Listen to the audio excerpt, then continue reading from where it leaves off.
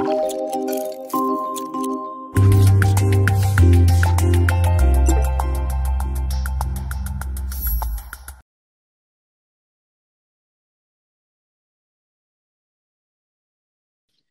puis, donc, moi, je vais vous faire un petit point sur les carticelles dans les maladies auto-immunes, sachant que comme il y a un deuxième topo après par Anne-Sophie, on s'est coordonné. Moi, je ne vais pas parler du lupus, je vais laisser Anne-Sophie donner ses données dans le lupus. Moi, je vais plutôt me centrer sur un peu ce que c'est et aller vers plutôt la sclérodermie, qui est la deuxième maladie auto-immune dans lesquelles il y a pas mal de données, dans lesquelles il y a des essais cliniques qui commencent.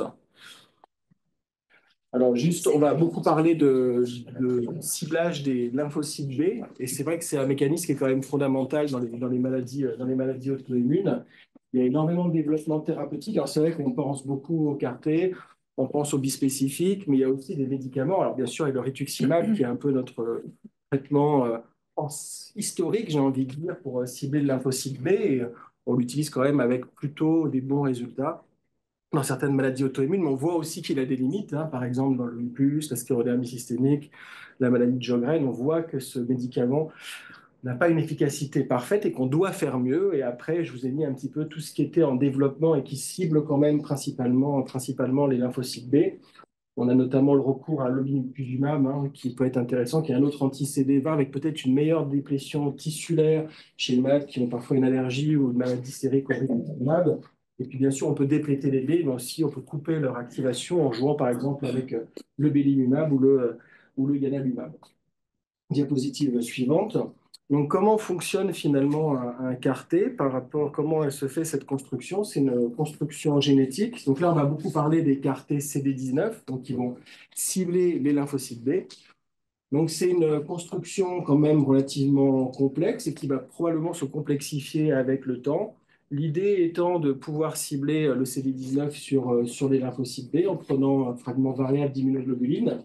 Puis ensuite, si l'animation fonctionne, mais j'ai pas l'impression que ça va fonctionner si c'est le PDF. Si vous passez la suivante. Non, ça marche pas. Bon, c'est pas grave, on est à la précédente. En fait, l'idée, l'animation qu'il y avait, c'était que ce quartet, donc vous avez la structure qui va permettre de la reconnaissance antigénique, puis après vous avez un domaine transmembranaire, et puis vous allez emprunter ensuite un domaine de co-stimulation qui est variable, hein, qui est souvent le 4,1-BB qui est utilisé, mais on peut aussi utiliser le CD28. On peut utiliser d'autres molécules de co-stimulation, elles sont indispensables pour l'activation du CAR. Et à la fin, vous avez un domaine d'activation, et ce domaine d'activation, on peut passer sur la diapositive suivante, va permettre au CAR d'exercer sa fonction, qui va être une fonction, si c'est un lymphocyte T cytotoxique, de destruction donc de la cible du lymphocyte B.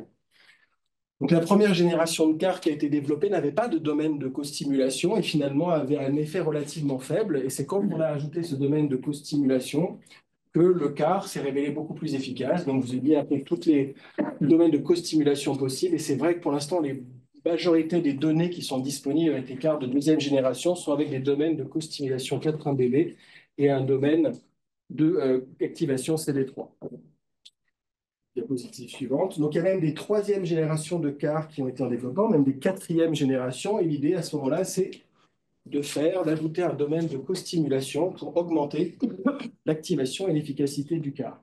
Alors, je ne sais pas, c'est une question, si d'avoir une troisième génération de CAR sera très intéressant dans nos maladies auto-immunes, puisque pour l'instant, on a quasiment très peu de données. Il y a un patient sclérodermique qui a été traité avec un CAR-T de troisième génération, et ce patient, en fait, il a une déplétion B qui a été très persistante, avec des difficultés pour remonter son taux de B, et avec une très forte expansion d'écart qui a été associée à un CRS un peu plus sévère que ce qui a été noté d'habitude. Donc, autant en hématologie, où on a besoin d'une déplétion B profonde, et cellules tumorales persistantes longtemps, ça a un intérêt. Autant dans nos maladies auto-immunes, il faudra voir si c'est vraiment quelque chose de fondamental d'aller sur une troisième génération de CAR-T en ajoutant, voire une quatrième génération, en ajoutant des domaines de co-stimulation. Mais ça reste une question qui est ouverte et on pourra tout à fait en discuter. Diapositive suivante. Donc, bien sûr, en hémato, ça a été une révolution, l'utilisation des CAR-T. Ça a permis, hein, vous avez vu l'histoire de la première patiente qui a reçu un CAR-T avec son pronostic était effroyable et qui a survécu. On parle beaucoup moins de la deuxième patiente qui a reçu un CAR-T et qui, elle, est décédée, et pour lequel ça n'a pas fonctionné. Et on retient donc l'histoire de la première patiente qui a été traitée, je crois, pour une leucémie lymphoïde, une LAL, qui était très sévère et qui maintenant poste chaque année une photo avec disant qu'elle est survivante avec son âge à chaque fois, et donc une patiente qui a totalement été en rémission. Mais c'est vrai que la deuxième patiente, elle n'a pas eu la même chance que la première. Donc toujours les cas rapportés, c'est toujours très impressionnant quand ça fonctionne, mais il ne faut pas oublier aussi les échecs de la stratégie. Donc très très bonne efficacité, en tout cas des très bons résultats en hématologie sur les maladies lymphoïdes, les hémopathies lymphoïdes B, que ce soit les lymphomes B ou les LL. Diapositive suivante. Alors, donc la vidéo, comme je pense que ça vous avez écrit le PDF, oui. Ah, ouais, je ne sais pas si on peut changer pour le. Du coup, on n'a pas la vidéo. Il faudra avoir le USB qui. Ouais, c'est pas grave, non, tant pis. Donc en fait, c'était une diapositive qui schématisait un peu le fonctionnement du CAR.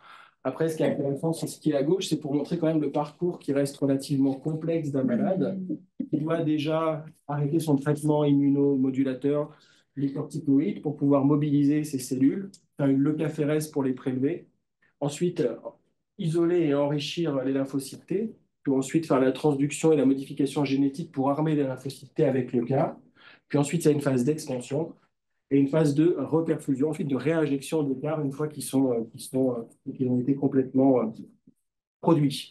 Donc, c'est une étape qui prenait du temps. On a l'impression maintenant qu'on a de plus en plus, on est de plus en plus rapide sur ces étapes. C'est quand même un enjeu. C'est un enjeu très fort en hémato, mais c'est aussi un enjeu dans nos maladies. C'est-à-dire qu'il va falloir arrêter les traitements pour la phérèse. Et puis, s'il y a un temps trop long entre le moment où on arrête les traitements et la réinjection du CAR, ben, c'est bien sûr que les patients rechutent. Et si les maladies sont sévères, ça peut poser un certain nombre de soucis. Et puis, bien sûr, avant la réinjection, un autre point important, c'est qu'il y a une chimiothérapie qui est généralement associée de l'endoxon et de la fludarabine, qui permet en fait de faire la place à l'injection d'écarté. Et donc, pour l'instant, le même protocole est utilisé dans les maladies auto-immunes qu'en hématologie, avec parfois des tentatives de réduction de ces traitements pré-injection d'écarté. Mais ça reste aussi un point parce que ça peut avoir une certaine toxicité, notamment hématologique, et on voit des cytopénies apparaître très vite qui sont liées à ce protocole de lymphoablation. Diapositive suivante. Donc, pourquoi s'intéresser au CAR-T dans les maladies auto-immunes? Je vous l'ai dit, hein, le B est très important dans la physiopathologie de ces maladies. C'est un très bon représentateur d'antigènes. Il va bien sûr produire des anticorps qui sont parfois pathogènes dans certaines maladies, par exemple les myopathies inflammatoires. Et puis, on utilise déjà des traitements qui ciblent le lymphocyte B. Je vous ai mis rituximab, belimumab notamment, ne sont pas les seuls, mais ce sont des traitements qui sont utilisés en pratique courante, encore une fois, avec des résultats qui sont parfois très positifs, comme dans la polyarthrite rhumatoïde, et parfois des résultats qui sont un peu moins impressionnants dans d'autres maladies auto-immunes. Donc, on a besoin de faire mieux. Et donc, il y a des limites à l'utilisation du rituximab. On va le revoir. Déjà, la déplétion B, on sait qu'elle est globalement bonne dans la circulation, parce que quand on dose des CD19 après avoir perfusé des patients avec du rituximab, on voit souvent une déplétion B qui est complète dans la circulation, mais elle est probablement incomplète dans les tissus. Et puis aussi, il y a une restriction de l'expression du CD20 sur les populations B. Il y a une restriction d'expression par rapport à, par exemple, à l'expression du CD19, on va voir qui est plus large. Et donc, en ciblant le CD19, on peut jouer sur plus de populations B qu'avec le CD20. Diapositive suivante. Et puis, il y a aussi une autre limite, c'est que le rituximab, lui, pour fonctionner, il a besoin de partenaires. Il ne peut pas fonctionner tout seul. C'est-à-dire qu'il a besoin notamment, soit par exemple, de phagocytes qui vont reconnaître le fragment FC des immunoglobulines pour ensuite entraîner la destruction du lymphocyte B, ou les cellules LK, encore une fois, par des récepteurs de fragments FC, ou alors de l'ADCC avec des compléments. Mais vous voyez, le anticorps anti-CD20 tout seul, il a besoin de partenaires pour pouvoir exercer sa fonction de déplétion lymphocytaire B. Alors que le CAR-T, lui, il fait tout seul. Lui, il est présent in vivo, il est capable de se répliquer, et puis il va reconnaître le lymphocyte B, il va s'activer par son CD19, et ensuite il va l'éliminer sans avoir besoin de partenaire. Et puis surtout, il va pouvoir, lui, se diriger dans les tissus, alors que le rituximab, on sait que c'est beaucoup moins létal. Diapositive suivante.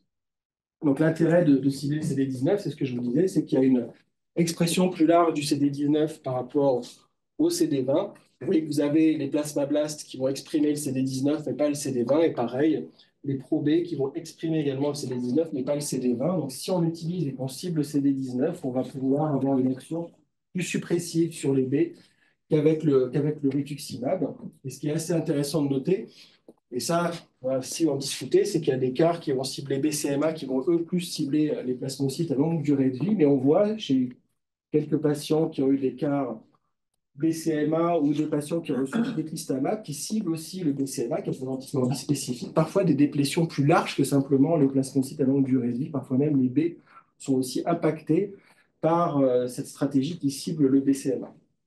Donc, un intérêt quand même de cibler le CD19, et c'est vrai que c'est toujours intéressant de voir qu'on reste bloqué sur le CD20 avec les anticorps monoclonaux, mais qu'on n'a pas d'anti-CD19 qu'on utilise finalement en pratique courante, en hémato et en non. Nous, on l'utilise quand même quasiment pas, alors que finalement, ça pourrait être assez intéressant dans nos maladies auto-immunes pour le côté plus large de l'expression du CD19 sur les B. Et puis l'autre intérêt d'écart, donc c'est un petit peu, je pense qu'Anne-Sophie va reprendre ce schéma, donc je vais aller assez vite. Entre la déplétion qui est médiée par le rituximab, vous avez une déplétion qui est finalement qui fait une espèce de U assez large, donc une déplétion avec les B qui mettent du temps à remonter, et une déplétion qui n'est pas si profonde et que vous n'éliminez pas tous les B autoréactifs. Alors qu'avec le CAR, vous avez une déplétion très rapide, très brutale. Ça, c'est assez clair sur ce qui a été publié. Vous éliminez, c'est très profond, et puis vous éliminez à ce moment-là les B autoréactifs, et puis vous avez une remontée qui est plus rapide qu'avec finalement le rituximab.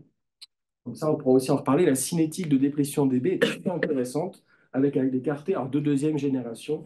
Pour les troisième générations, c'est un petit peu différent. Diapositive suivante.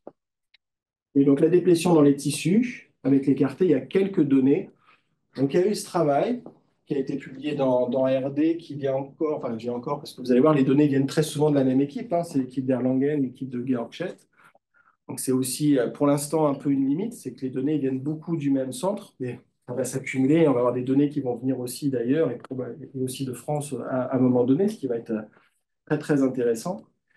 Et ils ont regardé pré- et post-CAR dans les ganglions satellites, dans le lupus, la déplétion B. Et ils ont regardé aussi sur rituximab, mais la grosse limite du papier, je suis surpris que ça n'ait pas plus choqué que ça, c'est que les données sont disponibles après rituximab, mais on n'a pas de données avant rituximab.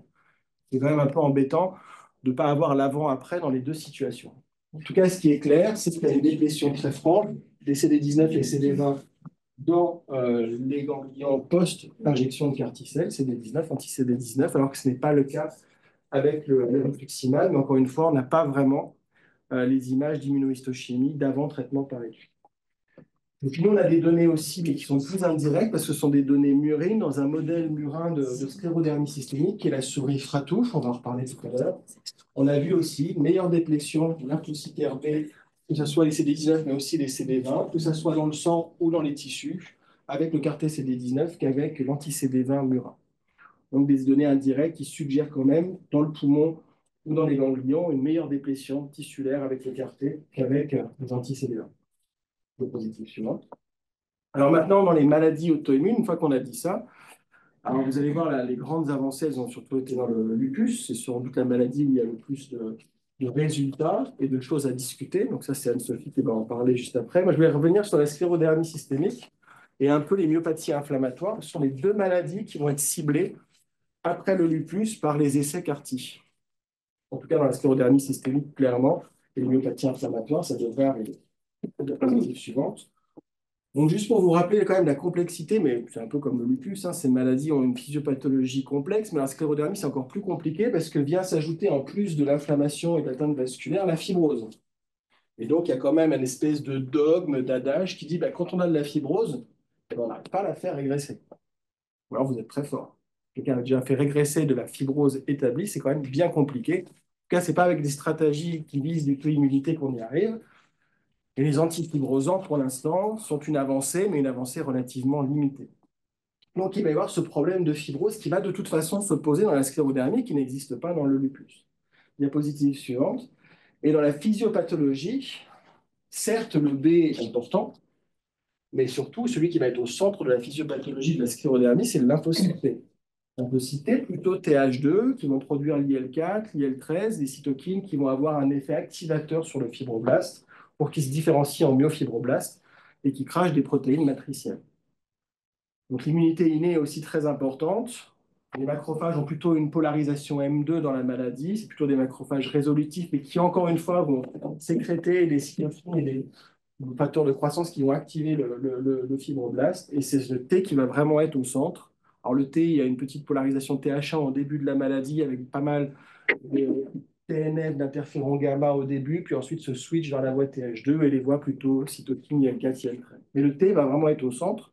Le B est important parce qu'il y a une production d'auto-anticorps dont on ne sait pas s'ils sont pathogènes dans la sclérodermie. Il y a un doute sur les antitopoisomérases de type 1, mais il y a quand même des anticorps qui sont des marqueurs de la maladie, qui sont associés à un phénotype de la maladie.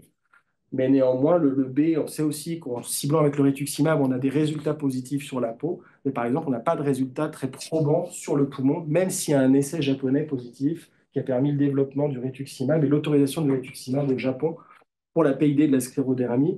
L'essai est quand même pas, l'essai est intéressant, mais quand même beaucoup de limites. Diapositive suivante. Donc, cibler le B dans la sclérodermie, pourquoi pas? C'est une stratégie qu'on a en routine avec le rituximab, mais il faut bien se rappeler que derrière, vous avez quand même une expression très forte des lymphocytes T, en plus de l'expression des lymphocytes B. C'est une différence quand même, à mon sens, importante avec le lupus. Et puis, donc, c'est vrai que les B peuvent, par la production de certaines cytokines, notamment l'IL6 et le TGF-bêta, induire aussi le développement, l'évolution vers la fibrose. Diapositive suivante. Alors nous, on s'est intéressé à l'effet d'écarter CD19 dans un modèle murin de sclérodermie. Alors c'est très rare d'avoir des données précliniques dans l'écarté. Il y avait des données précliniques dans le lupus avec l'équipe de Marco Radic, qui était assez franche, assez jolie, qui avait bien montré une augmentation de la survie des souris, qui avait bien montré vraiment l'efficacité de la stratégie. Donc on s'est dit, bon, c'est toujours intéressant d'avoir des données précliniques. Donc on a pris un modèle de souris transgénique Fratou, sont transgéniques pour ce facteur de transcription qui est de la famille AP1. C'est un gène de la famille FOS. Et ces souris qui l'expriment, elles font une pneumopathie interstitielle diffuse fibrosante, très sévère, peut-être même plus sévère que chez l'homme. Donc ça, c'est un point quand même à garder en tête. Et puis elles font une hypertension pulmonaire qui est par contre très très proche de ce qui est observé dans la maladie humaine, avec un remodelage des vaisseaux pulmonaires exactement comme chez l'homme. Et ce qui est intéressant chez ces souris, c'est que c'est la même séquence temporelle que la maladie humaine, ce qui en fait un modèle, je n'ai pas à dire un modèle parfait, ça n'existe pas, un modèle préclinique parfait, mais c'est un modèle quand même, un bon modèle de sclérodermie, c'est surtout un des seuls modèles qui nous permet d'évaluer les atteintes d'organes. Donc on a regardé chez ces souris, sur la diapositive suivante, on a une collaboration avec Philippe Bousseau qui avait produit un carnet CD19 murin. On a vérifié quand même l'expression des B dans le modèle, il y avait une bonne expression DB, moins impressionnante que l'infiltraté, mais néanmoins il y en avait. Et puis ça, je vous l'ai déjà montré, plutôt content. On a une bonne déplétion B avec le L1. Alors on n'a pas conditionné les souris, on n'a pas fait le protocole de lymphoablation. Compliqué parce que si on leur donne de l'endoxan et la fludarabine, on va probablement modifier le phénotype et c'est un modèle les souris meurent assez vite, elles meurent en quelques semaines. Donc entre différencier l'effet d'écarté et différencier l'effet de la chimiothérapie, ça aurait été impossible. On aurait pu irradier les souris. Ça, on ne l'a pas fait. Ça, c'est une limite. Bon. Peut-être à refaire après irradiation des souris pour faire de la place au carté, mais on les a traitées quand même toutes par rétux pour éliminer les baies de la circulation et favoriser que le carté aille bien dans les tissus et notamment dans le poumon, là où se situe la maladie. Et elles ont été dans le poumon. On verra tout à l'heure. Diapositive suivante. Bon, par contre, là, on a été très surpris et négativement, c'est qu'on a eu des effets totalement inverses à ce qu'on attendait. C'est-à-dire là, ce sont le poids des souris. Donc le poids des souris qui ont su le carté, il a baissé. Le score clinique, qui est en fait des signes cliniques de la maladie sur la mobilité, sur l'activité de la souris, sur son poil, etc., c'était beaucoup moins bon sous carté qu'avec l'anti-CD20 murin ou les souris qui n'ont rien reçu du tout. Et puis surtout, la très belle courbe de survie est totalement inversée par rapport à celle du lupus, où les souris qui ont reçu le carté sont mortes beaucoup plus fréquemment que celles qui n'ont pas reçu le carté. Donc, on était embêté par ces résultats. Et puis ensuite, quand on a été un peu plus loin dans l'évaluation, c'est la diapositive suivante, c'était pareil. Donc, l'infiltrat pulmonaire au scanner, microscanner thoracique, il y avait un infiltrat beaucoup plus important, plus de densité significativement que chez les souris Fratou, qui sont déjà des souris très malades. Et donc, vous voyez, le rouge représente en fait des infiltrats pulmonaires qui peuvent correspondre à de l'inflammation ou de la fibrose. Donc, une densité plus élevée chez les souris qui ont reçu le carté, une capacité respiratoire significativement diminuée, histologiquement, plus de lésions. Pareil, on a un score d'Ashcroft qui nous permet d'évaluer l'infiltration par des cellules inflammatoires et par également de la fibrose qui était plus élevée chez ceux qui ont reçu le carté. Et sur la diapositive suivante, pareil, sur les paramètres d'HTAP, une aggravation plutôt, même si on n'avait que 3 souris qui ont réussi à avoir le cathétérisme cardiaque. Donc, sur le cathétérisme cardiaque, des pressions augmentées dans le groupe CAR-T. Pareil, un épaississement du VD plus élevé dans le groupe CAR-T et un épaississement de la paroi vasculaire, donc un remodelage plus important également dans le groupe CAR-T. Donc, tout qui concorde vers une maladie plus sévère, alors qu'on aurait souhaité une maladie moins sévère. Mais bon, on n'a pas toujours ce qu'on veut dans la vie. Diapositive suivante. Alors, on a cherché à comprendre pourquoi, hein. Donc, et ce qu'on a vu, en fait, c'était assez intéressant, c'est qu'on a vu quand même que le carté avait été dans le poumon et s'était accumulé dans le poumon. C'était une première question, parce que si le carté ne va pas dans le tissu, finalement, bon, ça pourrait expliquer que ça ne marche pas, mais pourquoi ça s'aggrave? En tout cas, il était dans le tissu. On a fait à la fois assez pratique, c'est que le carté de Philippe Bousseau exprime certains marqueurs. Et donc, on a pu regarder à ce moment-là son expression et son accumulation dans le poumon. Et donc, ce qu'on pose comme hypothèse, c'est de la diapositive suivante, c'est qu'en fait, donc, il y a une accumulation du CAR, que le CAR a bien reconnu sa cible dans le poumon, c'est-à-dire le lymphocyte B. Le CAR s'est activé, mais en s'activant, il a activé tous les cellules T qui étaient de voisinage. Vous voyez quand même des infiltrats très importants inflammatoires autour des vaisseaux, autour du CAR, et qu'on a regardé le phénotype des lymphocytes T, ben, c'était un phénotype plutôt effecteur mémoire avec une réduction des lymphocytes T naïfs, et puis une forte expression du PD1, du CD69, donc marqueur d'activation, marqueur d'évolution. Et puis sur la diapositive suivante, c'est sur les PK qui les et puis l'augmentation de la production de cytokines pro-inflammatoires, IL-6, TNF, interféron gamma.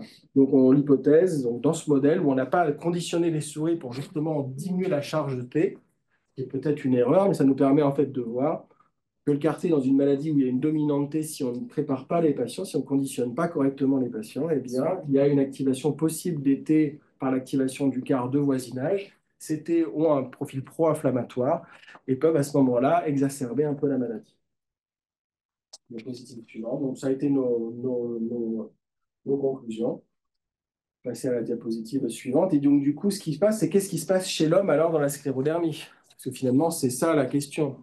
Et donc, il y a une série de patients alors, qui vient d'Erlangen, encore une fois, de l'équipe de Georg Schett. C'est Janine Faust, qui est la première auteure de ce papier qui est sorti il y a quelques semaines en fin d'année dans le Lancet Rheumatology, où il y a eu 6 patients qui ont été traités par CAR-T CD19 deuxième génération, toujours le même, celui de Milteni, donc celui qui avait traité les patients lupiques dont on vous parlait Anne-Sophie tout à l'heure. Donc vous avez le profil des malades en termes de démographie. Donc l'âge est quand même assez variable. Il y a des patients qui vont jusqu'à 60 ans, des patients beaucoup plus jeunes. L'âge moyen dans la sclérodermie, c'est quand même 55-60 ans. Et vous avez les traitements vasodilatateurs qui étaient reçus par les patients, leur profil anticorps qui était quand même beaucoup des antitopos et un patient avec les anti-RNA-Pol 3. C'est le premier patient qui a été rapporté d'ailleurs par son groupe dans ARD. Et puis, c'est la diapositive d'après, bon, c'est des patients qui sont relativement sévères sur la peau. Le score de Rodnan, ça permet de mesurer l'infiltration cutanée. C'est un score qui va de 0 à 51. 17 zones corporelles qui sont testées avec un score qui va entre 0 et 3 en fonction de la difficulté de pincer la peau. Et donc, vous voyez, hein, grosso modo, des patients, on dit que c'est 14, un peu la limite pour définir l'évolution vers une forme diffuse. Donc, les patients avaient tous une forme diffuse avec un Rodnan de 14. Ils avaient relativement tous, enfin, ils avaient tous une pneumopathie interstitielle diffuse. Donc, un patient, le patient 4, qui avait plutôt une forme assez étendue au scanner, 54% d'extension. Et vous voyez que les autres, ça va entre peu d'extension et une extension modérée, avec un syndrome restrictif quand même sur, pareil, le patient 4, qui était probablement le plus sévère et qui en plus avait une hypertension pulmonaire, probablement du groupe 3, secondaire à sa pneumopathie interstitielle. Et puis, vous avez les traitements reçus. Donc, tous ont reçu les traitements classiques de la maladie. C'est beaucoup de mycophénolate pour l'atteinte pulmonaire interstitielle, la peau, le métaux. Parfois des corticoïdes, mais jamais quand même des très grosses doses. Et puis parfois des biothérapies. C'est souvent le rituximab ou tocilizumab qui sont utilisés chez ces malades. Et un petit peu encore le cyclophosphamide, même si son utilisation tend à diminuer avec le temps. Diapositive suivante. Alors, ce qui est assez clair sur l'évolution, c'est qu'il y a quand même une efficacité cutanée chez ces patients qui ont une forme diffuse. Donc, ils ont reçu le protocole classique avec l'aphérèse leucocytaire.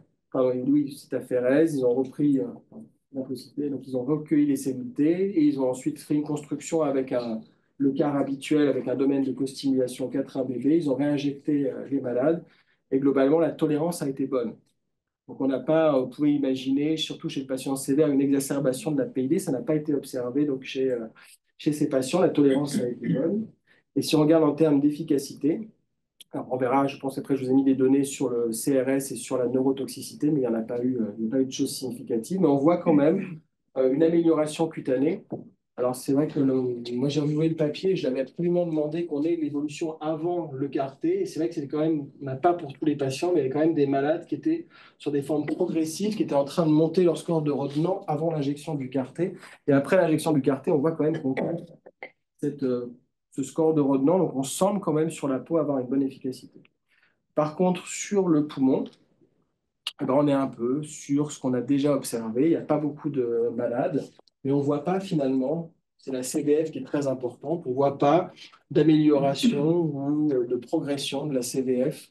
Il y a une espèce de stabilité. Il y a une stabilité du scanner aussi. Il n'y a pas d'amélioration des images au scanner. Alors après, ils ont fait un peu de FAPI sur quelques patients où ils voient sur le test FAPI un petit peu moins d'expression du FAPI post-CAR, mais c'est vraiment très mitigé. Donc, les données sont pour l'instant insuffisantes pour pouvoir conclure, mais il n'y a pas de progression au scanner, il n'y a pas de progression non plus, mais on n'a pas l'impression qu'on fait régresser quelque chose. À l'heure actuelle, chez les malades qui avaient tous une PID intermédiaire à globalement un patient qui avait une forme sévère. Après, sur le score d'activité U-Star, c'est un score qui est composite avec plusieurs éléments sur le digestif, sur la peau, sur le poumon, sur la vasculaire périphérique. On voit quand même une amélioration de ce score d'activité chez la majorité des patients. Donc ça, c'est quand même quelque chose qui est intéressant parce que c'est un score qui est difficile de faire varier et qui varie globalement bien avec injection de carte. Diapositive suivante. Après, ce qui est assez intéressant de noter, c'est les anticorps. Ouais, il faut que j'accélère plus. Donc, les anticorps, vous allez voir, dans le plus impressionnant, les anticorps disparaissent, notamment les anti-DNA. Dans la stérodermie, ils ne disparaissent pas. C'est très compliqué de mesurer les taux. Alors, les taux antinucléaires diminuent, mais les antitopos, ils ont une tendance à diminuer, mais il n'y a pas de disparition complète de ces anticorps. Diapositive suivante. Et la safety, je vous ai dit, pas de grosse toxicité d'un point de vue neurotoxicité. Et le CRS, c'était des CRS trop modérés. Il n'y a pas eu besoin d'injecter du tocilizumab assez mal. Donc, sur le patient qui a reçu la troisième génération de CAR-T, l'efficacité est globalement la même que celle qui a été rapportée avec la deuxième génération, sauf que l'expansion a été plus importante du CAR-T et la dépression B, c'est maintenu beaucoup plus longtemps que chez les patients qui ont reçu la deuxième génération de CAR-T. Et au moment où a été publié le papier, à 1 an, il n'y avait toujours pas de reconstitution B chez le malade, un petit peu posé quand même un problème par rapport à la reconstitution B qui est plus rapide chez les patients qui reçoivent la deuxième génération. Et ce reset immunologique qui était observé dans le lupus, on ne sait pas trop si on l'observe encore dans la sclérodermie systémique. Suivante. Et sur les myosites, donc pareil, des résultats sur pour l'instant assez peu de patients. Un patient assez caractéristique avec un antisynthétase qui a été traité par un CAR-CD19 qui s'est un peu aggravé au début sur la partie pulmonaire de la maladie. Ils ont dû réutiliser de l'azatioprine et du MMF chez ce malade, mais après une amélioration progressive. Et donc, ils ont retrouvé un peu la même chose que chez nos souris, c'est-à-dire une super activation d'été au début, au cours de la première semaine de traitement, et ensuite après une amélioration progressive du phénotype du patient. Mais il y a eu cette espèce d'aggravation initiale avec le même profil de T qu'on a observé chez nos souris. Diapositive suivante. Après, juste quelques mots pour les autres constructions. Donc, il y a des choses qui sont en cours. On peut remplacer le domaine variable de l'immunoglobuline par un auto-antigène pour les KRP. C'est en train d'être regardé dans le pemphigus. Diapositive suivante. On connaît très bien l'antigène, par exemple, du pemphigus, la desmogléine 3. Et c'est vrai que si on fait exprimer la desmogléine 3 sur le CAR-T, il va être reconnu par des lymphocytes B autoréactifs spécifiques de cet antigène. Et donc, le CAR-T va détruire uniquement la population autoréactive et laisser une population B qui peut avoir un intérêt. Et dans ce domaine, nos modèles murins, ça avait été très efficace. Mais ça a des résultats qui étaient assez impressionnants. Maintenant, on attend les résultats cliniques, c'est un développement. Et pour l'instant, on a assez peu de données. Le papier, quand même, date d'un petit moment. Mais c'est une construction qui est très intéressante. Donc, les cartes règles, on peut passer. C'est une autre possibilité de refaire. Cette fois-ci, On prend un T-régulateur orienté cytotoxique, on veut le diriger au bon endroit grâce au ciblage d'un antigène particulier. Et à ce moment-là, au lieu d'exprimer des fonctions cytotoxiques, il va exprimer des fonctions régulatrices et essayer de restaurer la tolérance localement. Bien sûr, ça va être pas mal dépendant du milieu dans lequel va être injecté ce CAR-T, mais c'est très prometteur. Et il y a des développements dans la polyarthrite de CAR-Treg qui reconnaissent des peptides citrullинés, donc qui pourraient être adressés dans la synoviale pour restaurer la tolérance. Après, dans le lupus, on en a pas mal parlé. Ce qui est vraiment en avant, c'est les CAR-T CD19 et c'est ça qui va être développé. Dans la sclérodermie, c'est la diapositive suivante. Le CAR-T CD19 va être testé dans des essais cliniques. On a besoin d'avoir des essais dans des essais randomisés contrôlés pour mieux appréhender l'efficacité. Et après, il y a d'autres constructions qui pourraient être très intéressantes, notamment le CAR-FAP, qui est un facteur d'activation du fibroblast, pour cibler directement la fibrose sans passer par la case immunité. Et puis donc, juste un petit mot pour terminer quand même en disant il faut faire attention. Il y a aussi la safety à court terme, il y a aussi la safety à long terme. Je peux vous rappeler quand même l'alerte de la FDA sur les cancers secondaires induits, dans lesquels chez certains patients dans ces cancers secondaires, la construction CAR a été retrouvée. Et donc, ces patients doivent être surveillés à vie lorsqu'ils reçoivent un CAR T-cell. Et donc, bien sûr, on aura besoin de données aussi à long terme. On s'arrête beaucoup sur la toxicité immédiate, CRS, neurotoxicité, mais aussi il faudra bien monitorer les patients pour la cohérence à long terme de cette stratégie thérapeutique. Je pense qu'après, ça on peut passer. Ça, c'est tout ce qui est en cours. Donc, c'est pour vous montrer qu'il y a énormément quand même de constructions en cours, énormément de constructions, les maladies auto-immunes. Et donc, on n'a pas fini d'entendre parler de CAR-T dans le futur. C'est en développement assez fort. Et quand même, ça reste beaucoup le lupus, la sclérodermie, les myosites, qui sont les maladies de première ligne. Donc, en conclusion, c'est probablement une future révolution dans la prise en charge de nos malades. Ça ne sera pas pour tous les patients, parce qu'on n'a pas parlé du coût, mais le coût reste quand même à l'heure actuelle très élevé. On a des très bonnes données dans le lupus, avec Anne-Sophie, en tout cas pour les données qui viennent d'Erlangen. Et puis, bien sûr, des futures constructions avec les CAR, les 4CR, les CAR-Treg.